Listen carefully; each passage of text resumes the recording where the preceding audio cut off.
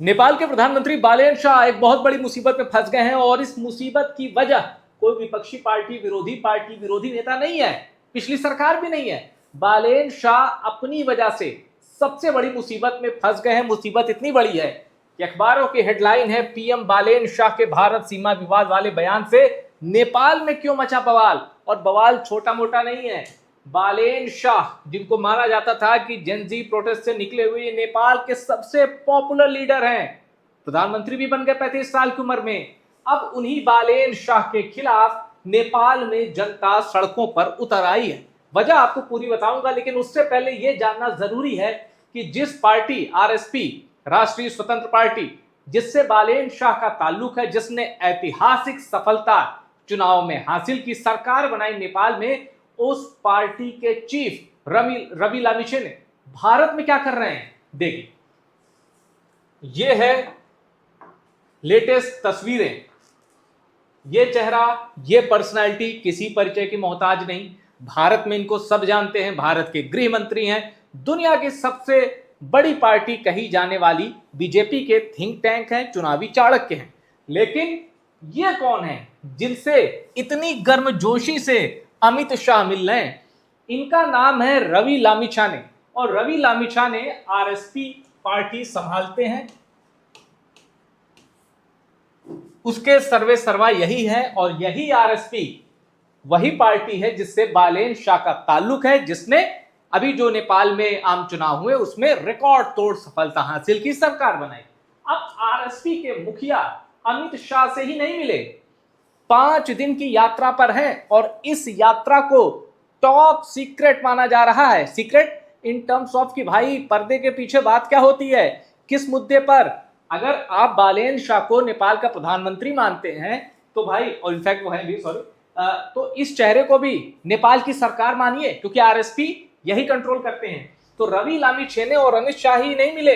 रवि लामिछाने का ये दौरा बेहद इंपॉर्टेंट है नेपाल के लिए भी और भारत के लिए भी। इस सेंस में ये देखिए, बीजेपी के चीफ नितिन नवीन से मुलाकात की और सबसे ज्यादा दिलचस्प तस्वीर मैं ये कहूंगा, एस जयशंकर से रवि लामिछाने ने मुलाकात की और विदेश सचिव भी उस मीटिंग में बैठे रहे।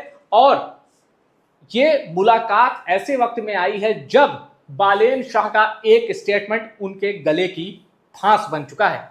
आइए बात करते हैं बालेन शाह की, और वो स्टेटमेंट जो बालेन शाह को न निगलते बन रहा है न पचाने। जानते हैं क्या हुआ?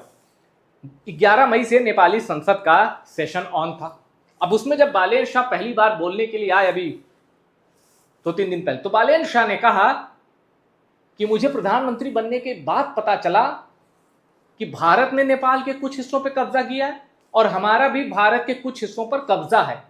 अब यहां ध्यान दीजिए, नेपाल चूंकि भारत से बहुत ही छोटा राष्ट्र है, ताकत में, क्षेत्रफल में, जनसंख्या में, तो जब नेपाल के प्रधानमंत्री ने यह कहा कि हमारा भी भारत के क्षेत्र पर कब्जा है, तो आपको लगेगा सुनने में कि यार ये तो बहुत बहादुरी वाला बयान दे रहे हैं, कह रहे हैं कि नेपाल का कब्जा है भारत पे।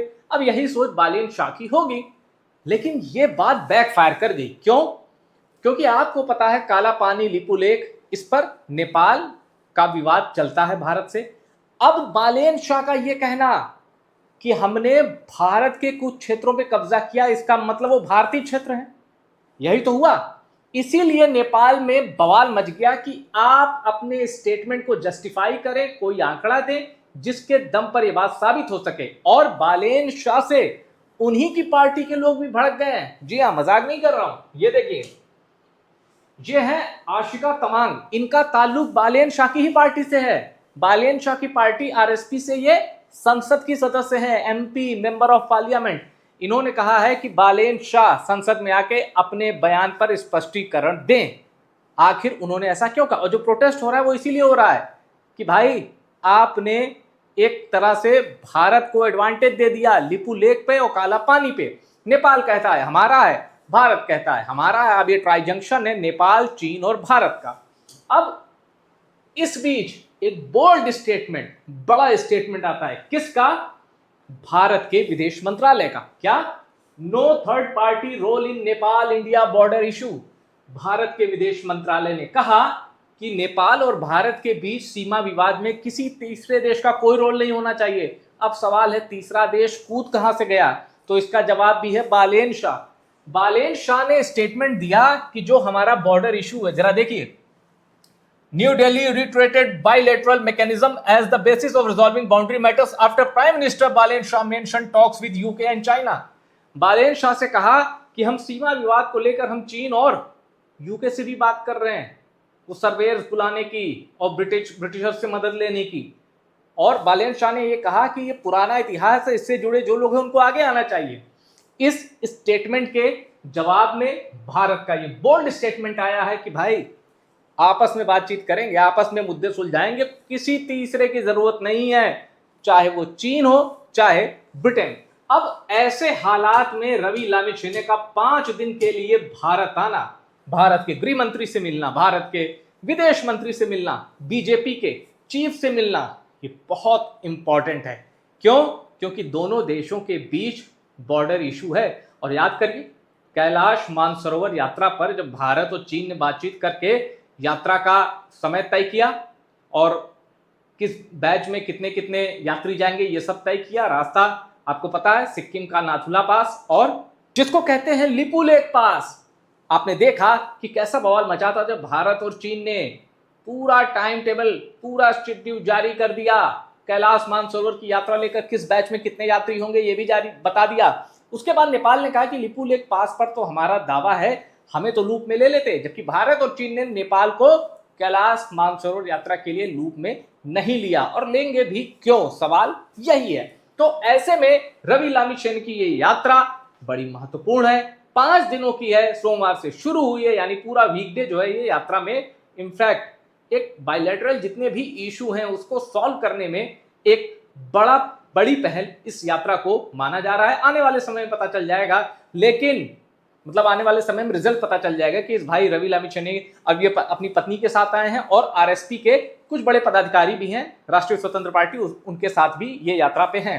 अब कुछ दिनों में ये पता चल जाएगा कि इस यात्रा का निष्कर्ष क्या रहा, लेकिन असली मुसीबत तो बालेन शाह की है। बालेन शाह से उन्हीं की पार्टी के लोग कह रहे हैं कि जो तुमने बोल दिया है स्टेटमेंट कि भारत की कुछ जमीन पे हमारा कब्जा है, हमारी जमीनों भारत पे कब्जा, जरा इसको जस्टिफाई करो, स्पष्टीकरण दो, कहां से बोला, क्या प्रूफ है आपके पास। अब बालेन शाह को संसद में बयान देके ये साबित करना है कि वो जो कह रहे हैं गलत नहीं कह रहे थे, और यही साबित करना बालेन शाह के लिए असंभव है। इसलिए बालेन शाह विपक्ष के साथ साथ अपनी ही पार्टी के निशाने पर आ गए हैं और शायद जिसको कहते हैं कि भाई टफेस्ट एग्जाम होता है ना पॉलिटिक्स का, अब बालेन शाह एक अग्निपथ पर हैं और इसमें अगर वो पास हो पाएंगे तो यकीन मानिए नेपाल में उनकी शख्सियत और मजबूत होगी। लेकिन जो कि भी मुश्किल दिख रहा है अभी बालेन शाह के लिए, वो जो स्टेटमेंट उन्होंने दिया था, मैं फिर कह दूं, ना पचा पा रहे हैं और ना ही निगल पा रहे हैं, क्योंकि विरोधियों के साथ साथ उनकी खुद की पार्टी के लोग भी पूछ रहे हैं ये क्या बोल दिया भाई। फिलहाल इस वीडियो में इतना ही। वीडियो पसंद आया और शेयर करिए और टॉप सीक्रेट को सब्सक्राइब जरूर करिए।